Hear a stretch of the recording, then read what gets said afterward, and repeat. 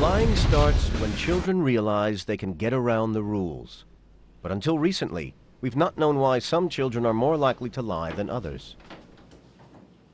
Hiding behind a one-way mirror is psychologist Michael Lewis. He's developed a test that shows not only when and why children lie, but just how clever that choice really is. Stand on that chair and face forward. Okay, and I have a toy under here. I'm going to uncover it, but I don't want you to look at it. I want you to keep looking straight ahead, okay? Don't turn around, don't peek.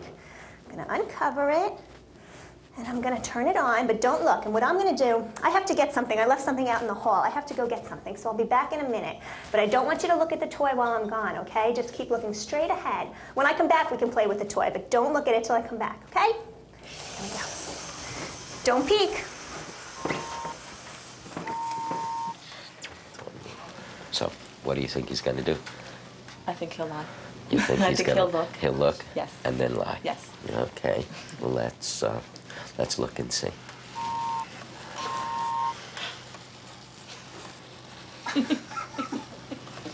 Well, he's holding out.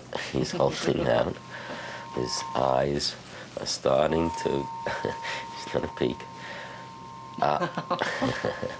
Okay. Yeah. You know, I have to tell you that 3-year-old children, about 70% of them peek, and when they peek, almost all of them lie. Jared, did you peek?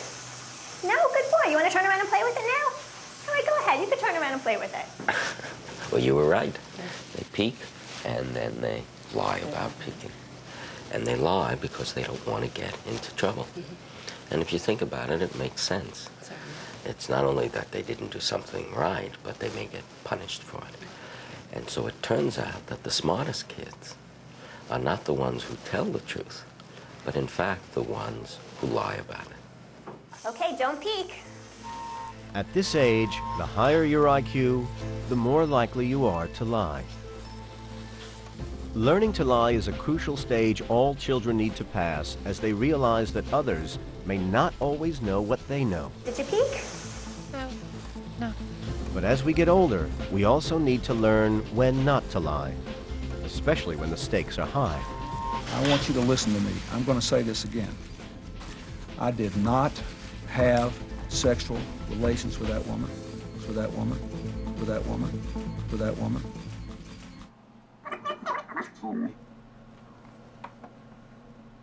I did not have sexual relations with that woman.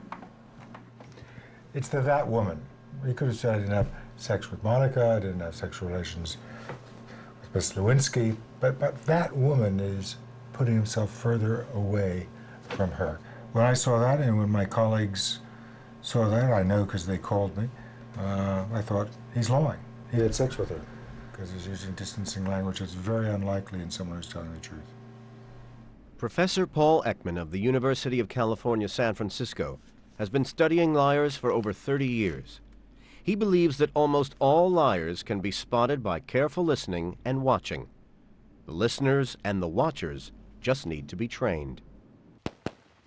You guys do what we were doing, Coach Bugles is filming At the Sioux City Police Training Academy, law enforcement officers from all across America are coming to arm themselves with a new weapon. South Carolina detective Mike Davis has driven 1,200 miles to learn all about lying. He wants to find out how to decode the signs and signals that he sees every day when suspects, witnesses, and even victims tell him lies. I expect everybody to lie to me. I go into the interviews with that expectation. Even if they're trying to confess, they're still lying about something. I have a pretty good confession rate on the cases I've got, but so many of them that I've missed.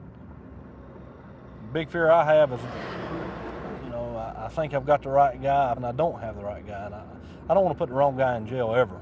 I always strive to be the best I can be at this, and the bad guy's getting better every day, so the officer needs to also.